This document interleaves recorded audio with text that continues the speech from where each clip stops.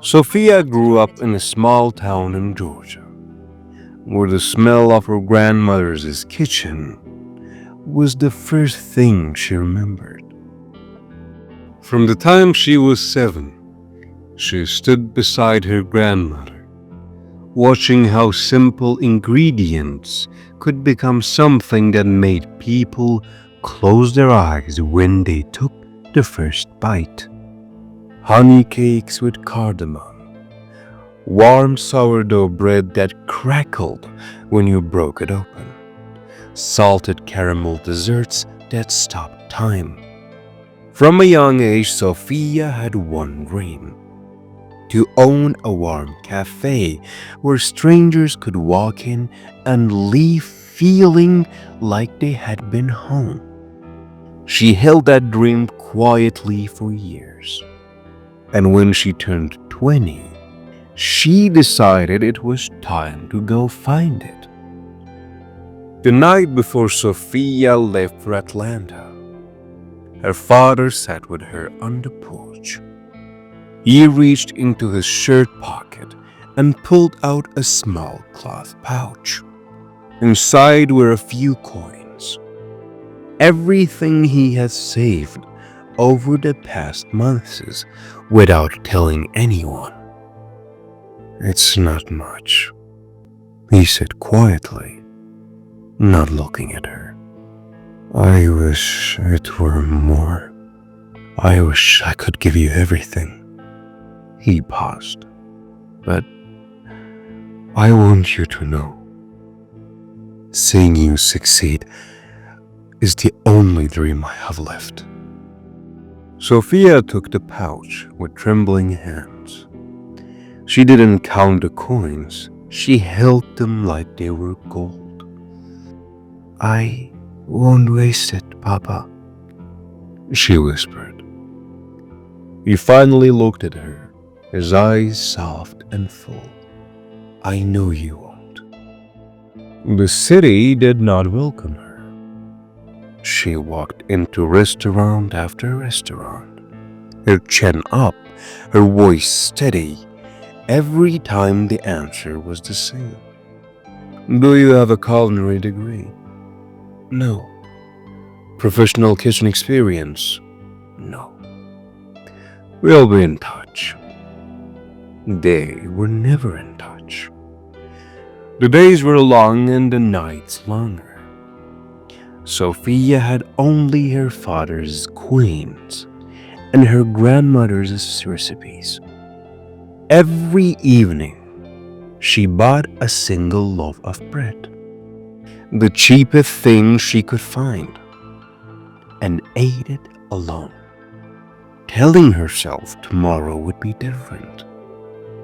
But that evening, for the first time, she wasn't sure she believed it anymore.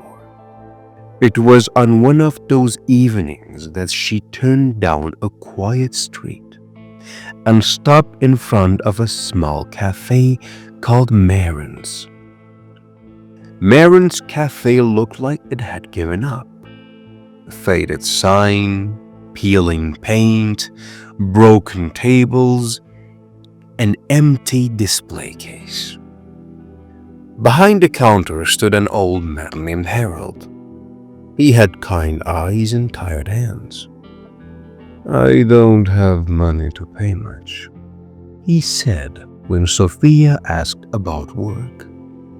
"I'm not asking for much," she said. "Just let me cook." Harold looked at her for a long moment. Then he shrugged. "The kitchen is yours in the mornings. Don't burn anything down." Sofia started with her grandmother's honey cake. She baked 3 slices and put it in the display case on a Tuesday morning. By noon, they were gone. She made 6 slices on Wednesday, gone by 11. By Friday, people were coming in, specifically asking for that cake. Harold stood behind the counter, watching with wide eyes as customers he had never seen before walked through his door. Then came the sourdough bread, baked before sunrise, with a crust that crackled and an inside so soft it felt like comfort itself. Then a salted caramel dessert, so honest and simple that a woman once told Sofia, with tears in her eyes, that it tasted like her childhood. Word spread the way real things spread. Slowly, quietly, person by person. Harold's Café, which had been 1 month away from closing forever, began to fill. Then overflow. Then there was a wait list on weekends. Harold watched all of it with quiet amazement. 6 months after Sofia first walked into his kitchen, Harold sat down across from her with 2 cups of coffee and slid an envelope across the table. "Open it," he said. Inside was a check. Sofia stared at the number. Then she looked up at him, confused. "That's 80% of everything this cafe made in the last 6 months," Harold said simply. "I kept 20 for the bills. The rest is yours." "Harold, I can't." "You can, and you will." His voice was firm, but his eyes were gentle. "Sofia, if you hadn't walked through that door, this place would be gone. Everything my late wife and I built together would be dust." He cleared his throat. "You didn't just save my cafe. You gave it a soul again." He reached into his jacket pocket and placed a folded document on the table beside the envelope. "I want you to be my partner," he said. "Half of this cafe is yours. I'm signing it over to you. I never had children, but you." His voice caught. You walked in here with nothing but courage, and you work like this place was already yours." He shook his head slowly. "You're the daughter I never had, Sofia, and I want you to have what you deserve.